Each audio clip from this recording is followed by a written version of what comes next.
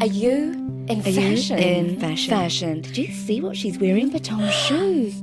I'm Sonia Sly. My heels are killing me. But I was told I have a backstage pass. You will need to get the right pass to get behind me. I need to go. Code red. We have a situation. I'm taking you inside the fashion industry to discuss trends, the reality behind the glamour, and the highs and lows of a fast-paced industry that never stops. There are things that come and go, especially in the realm of fashion.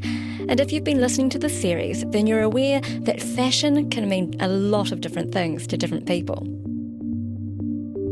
About a year ago, I recall scrolling through Facebook and this advert appears for a shoe made of wool. It says, a remarkable shoe that's soft, lightweight, breathable, and fits your every move. So in this final episode of this season's My Heels Are Killing Me, I talked to the US-based Kiwi who launched Allbirds, which has a distinctly Kiwi tone. But first, what was the last item of clothing you bought and why? I'm wearing it right now. It's a blue cardigan. Everyone makes fun of me. I tend to wear them all the time. It's navy blue. I've got them in a range of different variations, merino wool, and I really like it, and it's pretty unremarkable. But This is San Francisco-based Tim Brown, the man with the vision. How many pairs of shoes do you currently own? not that many. I'm a little bit of a minimalist by design. Funny that I find myself a part of the footwear industry. It's certainly not something that I ever sort of dreamed of doing or imagined that I would be a part of. I wear basically some variation of a white pair of Allbirds shoes. I think I'm starting to paint the picture of a uniform, and it's probably not too far off the truth. It's pretty simple, and it doesn't have logos, and it's kind of pretty clean. Did you catch that? It doesn't have logos. Now, on close inspection, the Allbirds runner has a tiny detail on the tongue. It kind of looks like the S taken from the Allbirds logo. The other immediate reaction that I have looking at the Allbirds runner is that it reminds me very much of a minimalistic Nike shoe. Now, prior to launching Allbirds, Tim was actually a World Cup soccer player for New Zealand and Actually got sponsored by Nike and used to get lots of their shoes and lots of their gear, and it was all kind of covered in logos and marks and the infamous swoosh. And part of the initial insights that sort of led me to maybe kick this off was that there was an opportunity for a brand in footwear that went in the opposite direction, that was all about minimalism and unbranded sort of simplicity, and that's what we've tried to execute. the brand quickly gained momentum, and Time magazine also touted the Allbird runner as the most comfortable shoe in the world. I imagine it's like walking on clouds. It's knitted for us in Italy. It's normally made into fine suits, and it's just a remarkable fibre that wicks away moisture, regulates temperature, does all these amazing things. And really that's something that we've tried to leverage in the product. The key ingredient in the shoe is a superfine merino from New Zealand's South Island. It's incredibly lightweight, or so I'm told. What about the name Allbirds? Does that have any reference to your New Zealand background and nature here? It's a nod to New Zealand and where I'm from and where this idea was conceived, and based on the idea that when people first came to New Zealand, there was nothing there but birds. It was all birds. It's also a little bit of a nod to our idea of treading lightly in the way that products are made and how we treat the environment. That's the thing that's driving us, and it's worked out well for us. Would you say that the New Zealand component of that marketing, has that been vital, or is it the tech aspect? How's this product doing in Asia, which is a growing market? We sell in America and New Zealand only, Why is online. that? It's all about focus and delivering, hopefully, what we think is a great customer experience, and we're able to do that, in two markets. New Zealand was really important because it's where I'm from. It felt like, a responsibility we had to sell the product there. We're going to look at some other markets over time, most probably next year, but at the moment there is more than big enough to sort of service growth. Is Asia too challenging for you at the moment? Yeah, you want to do this really well, and to do it really well is about great customer service and making products that are meaningful and well executed. And part of our success is we've said no to 99% of things. We've said no to a bigger range of shoes. We've said no to too many colours. We've said no to partnerships and no to different markets and no to retail opportunities. And so that we can focus on doing a few things really, really well. In terms of the New Zealandness, I would say that's in tone of the brand. I don't think it's about New Zealand maps and photos of sheep per se, so much as it is about a tone that we as Kiwis have that I'm very proud of, and I thought was a hugely powerful thing to infuse in a brand, and that I think is a sense of humour, and it's about being a little weird and about not taking yourself too seriously and about being humble. And I mean, you have mentioned sheep on your website, like from the land of how many million sheep or something like that, which is why I kind of brought it up. But yeah, it's interesting. I don't think of us as a footwear brand, and I don't think of us as a wool brand. We're in the business of making stuff better, and it just so happens at the moment we sell 2 shoes made out of wool, but I think the vision's larger. But what I can't get my head around is what it means to operate in a consumer environment that's based on more is more. In the footwear space, there are even people, they're called sneakerheads, who buy hundreds of pairs of sneakers and they never actually wear them. That's right, they're just collecting them for the sake of it. Now, they probably can't do that with Allbirds because the product is limited, the colourway is limited, and they all look exactly the same. So what are the benefits or opportunities that it gives a business? And is it harder to do less rather than more? It's been hugely beneficial, and it gives you the opportunity to be focused, I think. We really challenged ourselves to make one sneaker, one shoe, and that's what our first product, the Wool Runner, does. And even now, as a 2-year-old company that's got now sort of 75 people, give or take, working for it, we still only sell 2 shoes. So very much about reduction in a category that we think is quite crowded. And, the idea of actually going in the opposite direction and simplifying everything and challenging yourself to just make one, what's the right amount of nothing? The irony about this is this type of reductive process is it's actually incredibly hard, much, much harder to execute on. And certainly in the case of the footwear category, was able to cut through by whispering when everyone else was screaming. It's almost counterintuitive to what the industry demands. So fast turnaround, more products every kind of season. That is the way that, for instance, the fashion industry operates. Do you see yourself as being part of the broader fashion industry? Like, who are you catering for? It's a really interesting question. We're not a fashion brand. The way I certainly, as we evaluated the footwear category, I think broadly speaking, there's probably 3 buckets. There's performance, which is, Nike and go to the Olympics and win a gold medal. And, the way we thought about that was that there was some brands just doing great things, making great products, and there was no need there. And then the fashion industry, which is the other end of the spectrum, which was about high price points and creating. And that was fascinating and inspiring. That wasn't us either. And sandwiched in the middle of fashion and performance was this casual category, and it was where a lot of the fashion brands and a lot of the performance brands sold a bunch of product, but it was where they sold it almost as an afterthought. The casual category was made up of these kind of classic verticals like sneakers and boat shoes and slip-ons and all these kind of really old-fashioned categories where the Nikes of this world sold a bunch of their really average product, their afterthought. It wasn't the shoes that LeBron James was wearing in the NBA. It was the kind of the cheap sneakers made in Vietnam, made out of shitty materials. And there was an opportunity there to create a brand that was executing more meaningfully, executing with less. So that's sort of how this whole thing started. Executing with less. Which begs the question, does the shoe do less too? Will it survive everyday wear? And can you actually run in it? We make a shoe called the Wool Runner that's not for running, and under a brand called Allbirds that has nothing to do with birds, selling a material made from sheep. So it's all very confusing and a little bit weird and doesn't make a ton of sense, and I kind of like it that way. I mean, obviously now there is that intersection of sort of fashion, sports and lifestyle. Do you think that that's kind of helped you too, or has it been timely? I think there's this horrible word that gets bandied about or thrown around called athleisure, something that gives me the creeps, and I think does a disservice to actually something that I think is something far larger.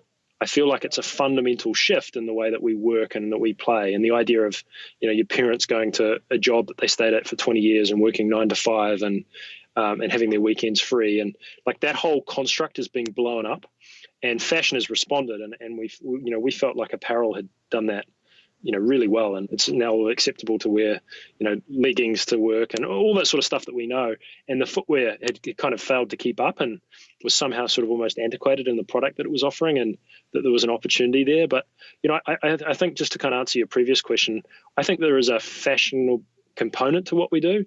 Whenever you wear something, that says something about you, and that is, for me, the definition of fashion.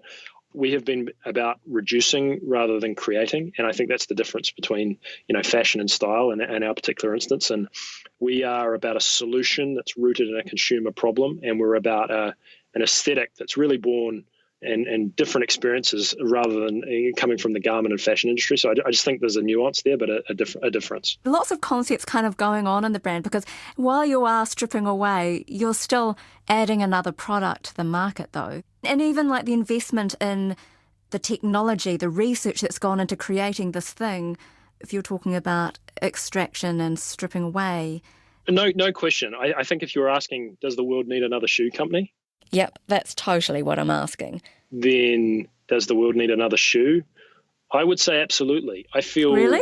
like it. Yeah, I feel like it's an $80 billion industry in America. It's something like, and I don't have the stats offhand in New Zealand, but it'll be smaller. But I think Americans buy 7 pairs of shoes a year on average. The vast majority of that is made out of synthetic materials and leathers that are pretty horrible for the environment. So the whole core of our premise and what's driving us as a business is the belief that shoes and maybe more broadly things can be made in a better way, and that sustainability shouldn't just be a concept, it should be a way of operating that's non-negotiable, and truly an opportunity to rethink the way that shoes are made. And it's a lofty goal, and we've got a long way to go, but if there's one thing I'm sure about is that there is a need for what we're trying to do. I believe in that wholeheartedly. So do you feel like you're there to meet a demand, but you're meeting it in a different way? Because I guess consumers, apparently they're not buying less. They're still continuing to buy, but you're just offering an alternative. I'll borrow a chapter out of the founder of Patagonia, which is an outdoor apparel, one of the true sort of brands that really tried to tackle the idea of sustainability. The best thing to do in this, when it comes to sort of sustainable consumerism, is not buy anything, not make anything. And that's just unrealistic as a concept. The assumption is that, people need footwear and they want to be comfortable. And you're going to make a product to solve this functional problem. And you're going to do it with beautiful design. And you're going to not offer a whole range of shoes. You're going to offer one solution. And then you're going to make that product in the best way, hand on heart, that you possibly can do. But to make a minimalistic shoe with high-tech components and textiles that haven't been used in a shoe before requires plenty of trials and lots of research. Allbirds had been on Tim's mind for at least 5 years. He also worked with a renewables expert, Joey Zwillinger, to bring it to life. Countless iterations and conversations and learnings, and I like to think of it as this little pet project that wouldn't go away. I ran it through business school and it turned into a little bit more of an idea. And in 2014, I launched it on Kickstarter and found Joey, my now wife, is best friends with his wife. And that led us to San Francisco, and we decided to launch Allbirds. Have managed to make a success of that. How many trials or shoes did you have to make to get to what is, in your eyes, probably, or in the eyes of Time magazine, the perfect shoe? I don't think it's the perfect shoe. I think since we launched it in March of last year, we've made something like 27 changes. We have a head of design who's a Kiwi, a guy called Jamie McClellan, a genius who is constantly tweaking and iterating and improving, and it's based on our business model and our ability to listen to our customers, and I think that's probably a separate thing. But I don't have a specific number except to say that it took many, many years. Making a shoe is an incredibly difficult thing to do. Making it out of a material that had never been used in footwear before makes it even harder, and then also trying to make the shoe as sustainably as possible with materials that often the footwear industry kind of ignores is another level of difficulty again. And when Allbirds employ a new team member, Tim tends to pull out images of earlier iterations, which he says they're embarrassing. It took us a long way to get where we wanted to go.